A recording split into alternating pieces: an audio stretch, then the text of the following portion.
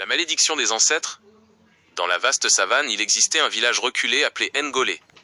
C'était un lieu où les traditions se transmettaient de génération en génération, où chaque bruit du vent était interprété comme un message des esprits, et où le grand fromager au centre du village servait de lien entre les vivants et les ancêtres. Les habitants vivaient au rythme des récoltes, des rituels et des palabres des anciens. Parmi eux vivait Suleiman, un vieil homme respecté, autrefois gardien du bois sacré.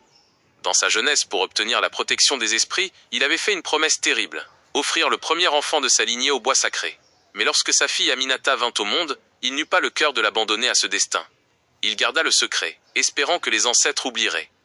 Les années passèrent, et Aminata grandit, belle et douce, dotée d'une voix qui apaisait les douleurs et réjouissait les cœurs.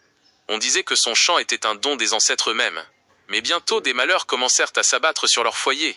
Les jarres d'eau se brisaient, les chèvres disparaissaient, leurs champs se fanaient alors que ceux des autres prospéraient. Les villageois chuchotaient. Les ancêtres se sont détournés de Suleiman. Un soir de pleine lune rouge, Suleiman appela sa fille au coin du feu. Sa voix tremblait comme une feuille. « Aminata, ma fille, tu dois savoir la vérité. J'ai brisé une promesse faite aux ancêtres avant ta naissance. Tu devais appartenir au bois sacré, c'est pourquoi nos jours sont assombris. Les esprits réclament leur dû. » Aminata sentit son monde s'écrouler. Elle comprit qu'elle était au centre de la malédiction. Mais son cœur était trop pur pour se résigner. Elle décida de chercher un chemin. Elle marcha jusqu'à la case de la prêtresse Ma'balia, dont la sagesse guidait le village depuis des générations. Ses yeux voilés par l'âge brillaient d'un éclat mystérieux. Enfant du sang ancien, dit Mbalia, les hommes croient toujours que les ancêtres veulent du sang. Non, le vrai sacrifice n'est pas la mort, mais ce que tu offres de ton âme.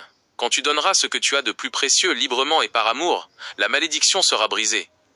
Ces paroles restèrent gravées en elle. Quelques nuits plus tard, Aminata se rendit seule dans le bois sacré.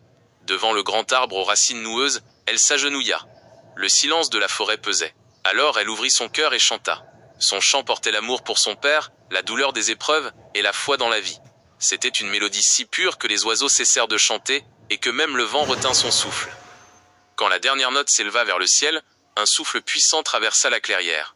La pluie se mit à tomber doucement, irriguant les champs desséchés. Mais lorsque Aminata voulut continuer, aucun son ne sortit de sa bouche.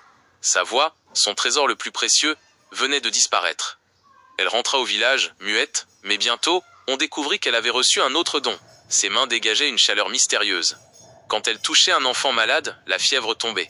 Quand elle posait ses doigts sur une femme épuisée, la douleur s'apaisait. Le peuple comprit que son sacrifice avait été accepté. La malédiction était levée. Les récoltes refleurirent, les animaux réapparurent, et le nom d'Aminata fut célébré.